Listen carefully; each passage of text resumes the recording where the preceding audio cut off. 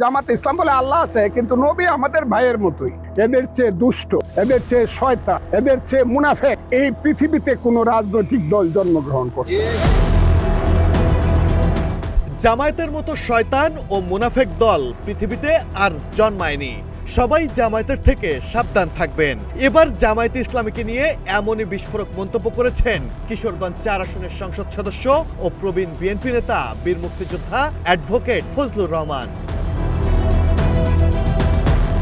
ফজলুর রহমান বলেন, আল্লাহ যে নবীর উপর পবিত্র কোরআন নাজিল করেছেন, জামায়াত আল্লাহকে বিশ্বাস করলেও সেই নবীকে মানে না।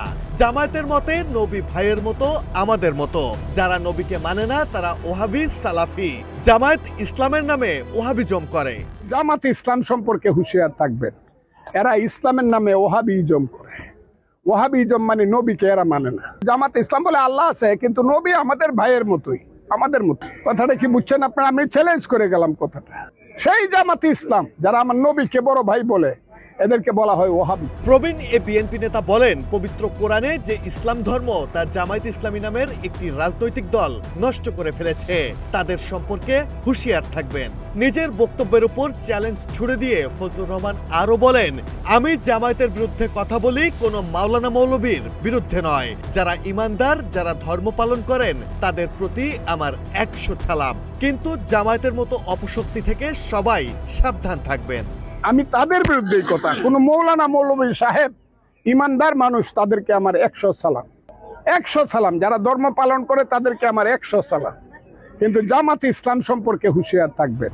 বক্তব্যের শেষাংশে ধর্মীয় প্রতিষ্ঠানের উন্নয়নের জন্য তিনি তার দল বিএনপি ও প্রধানমন্ত্রী তারেক রহমানের ভূয়সী প্রশংসা করেন। বলেন, প্রধানমন্ত্রী তারেক রহমান ক্ষমতায় বসেই প্রত্যেক ইউনিয়নে কেবল মসজিদের উন্নয়নে 30 লাখ টাকা করে বরাদ্দ দিয়েছেন।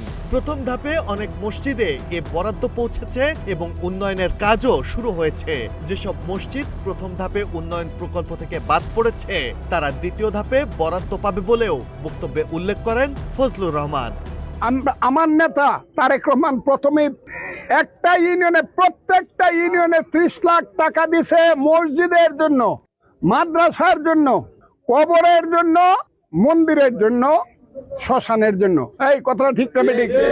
সম্প্রতি নিজ নির্বাচনী এলাকা ইটনা মিঠামইন অষ্টগ্রাম আসনে আয়োজিত অনুষ্ঠানে বক্তৃতায় জামায়াতকে দেশের সবচেয়ে মুনাফেক, দুষ্টু ও শয়তান রাজনৈতিক দল হিসেবে আখ্যায়িত করে এমন বিস্ফোরক মন্তব্য করেন তিনি।